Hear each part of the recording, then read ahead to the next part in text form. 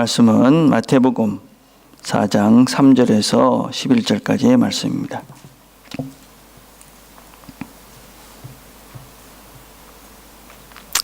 (3장에서) 10절까지의 말씀을 제가 봉독하겠습니다.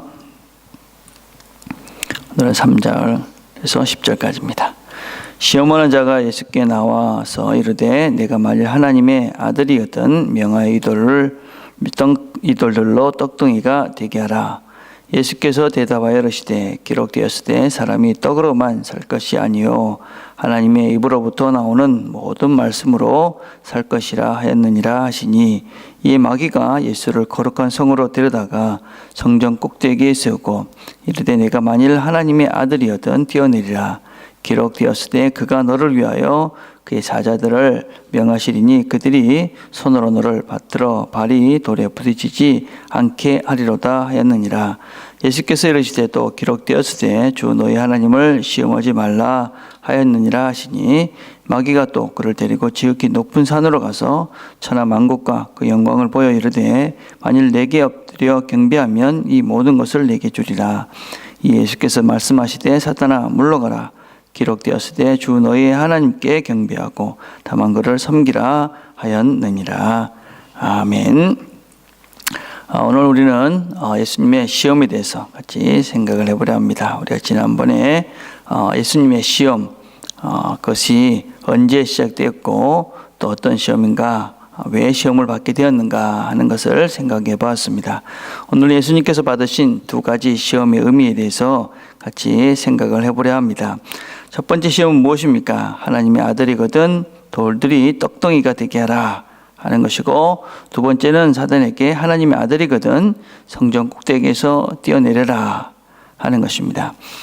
사단의 이 두 가지 시험의 핵심은 내가 하나님의 아들인 것을 능력으로 입증해 보여라 하는 것입니다.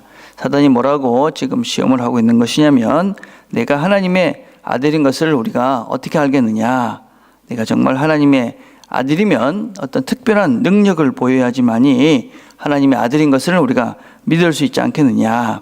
그러니까 내가 하나님의 아들이거든 특별한 능력을 우리에게 보여보라, 그렇게 유혹을 하고 있는 것이죠. 그리고 사단은 아주 친절하게도 예수님께서 하나님의 아들이라는 것을 증명해 보이는 방법까지 제시를 합니다. 돌이 떡이 되게 하는 일과 성전 꼭대기에서 뛰어내리는 것입니다. 게다가 마귀는 성전 꼭대기에서 이 뛰어내리는 것을 정당화하기 위해서 성경을 인용하기도 합니다. 사단은 예수께 당신이 하나님의 아들인 것을 증명하는 길은 이런 특별한 능력을 보이는 것밖에 없다. 그리고 능력을 베풀어야 예수님의 신분이 하나님의 아들이다 하는 것을 사람들이 알 수 있다. 그리고 우리가 그것을 인정할 수밖에 없다라고 그렇게 시험을 하고 있는 것이지요. 이 마귀의 시험은 대단히 위험하고 강교한 것입니다.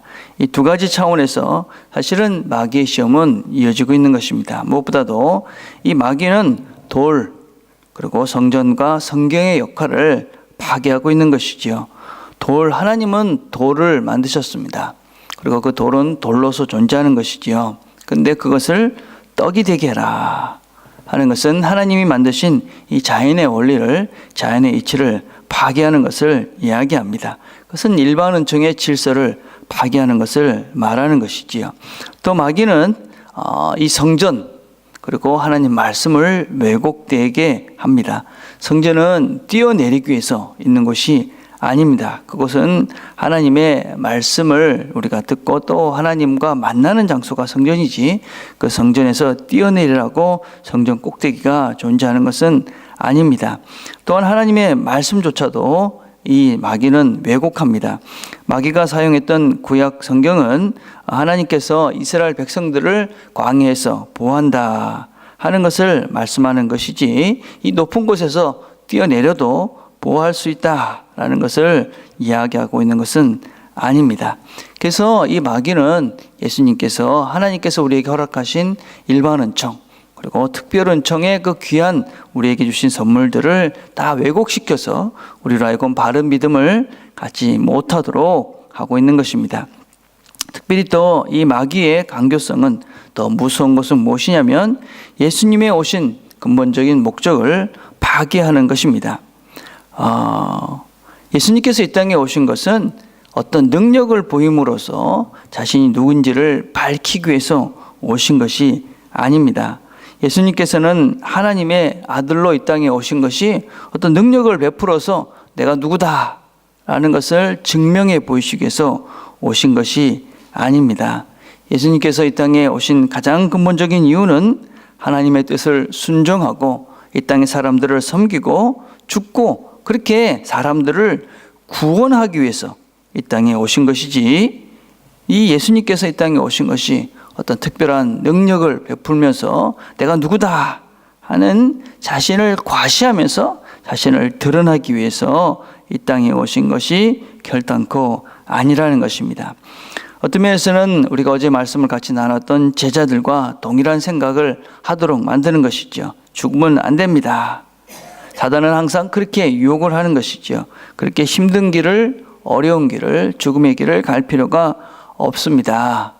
그냥 능력을 보이고 힘을 보이고 당신이 누구인지를 능력이 있으니까 할 수 있으면 됩니다 라는 것을 계속적으로 우리가 보도록, 그렇게 하도록 우리를 유혹하고 있는 것이지요.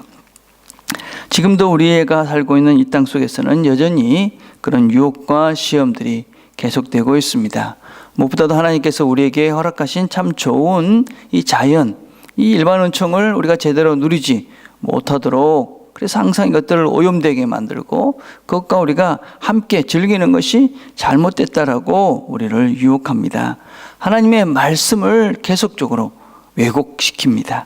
또 하나님의 거룩한 교회를 우리가 잘못 이용하기도 합니다.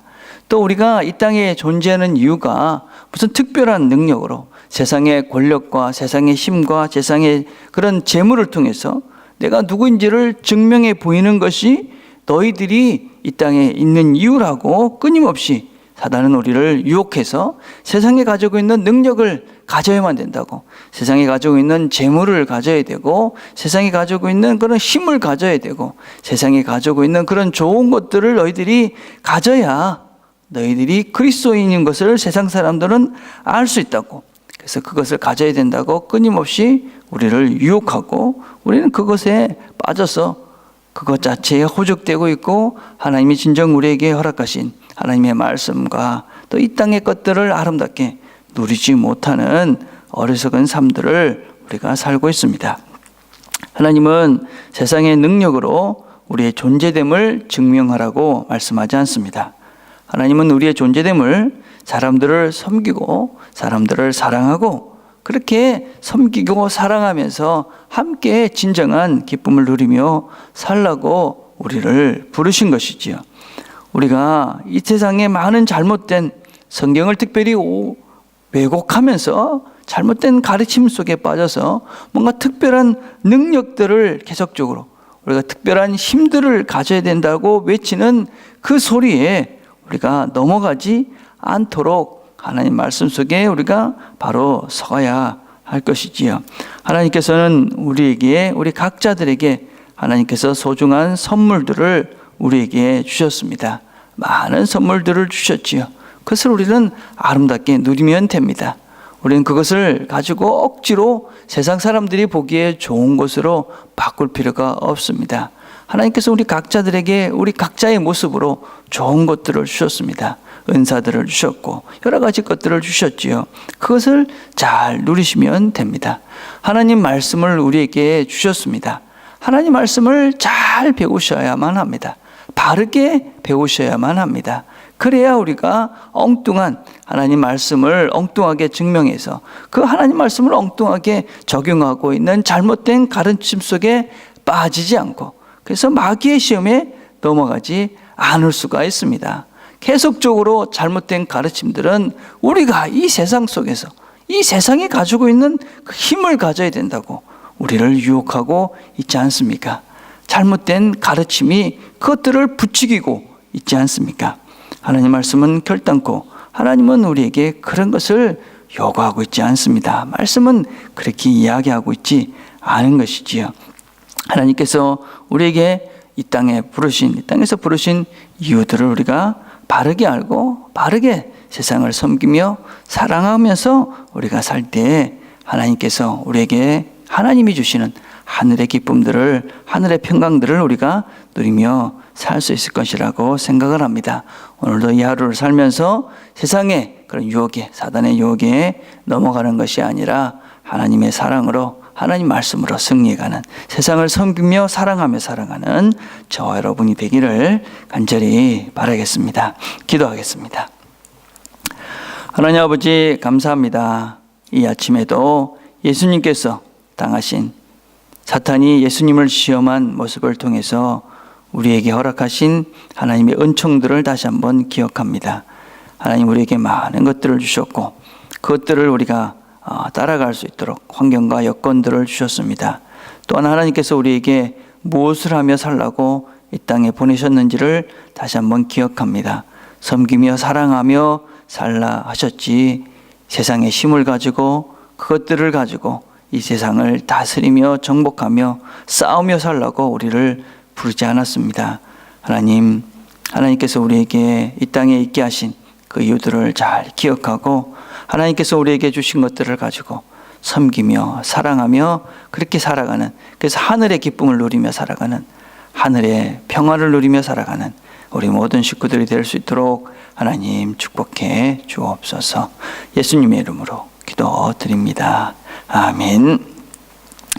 오늘 우리가 같이 한번 기도할 것은 하나님께서 우리에게 이 땅에 있게 하신 이유, 사랑하고 섬기며 우리에게 이 땅에 있게 하셨는데 그 우리의 존재됨을 바르게 이해하며 살아가는 하루가 될 수 있도록, 사단의 이 시험을 이기며 살아갈 수 있도록 그렇게 기도했으면 좋겠습니다.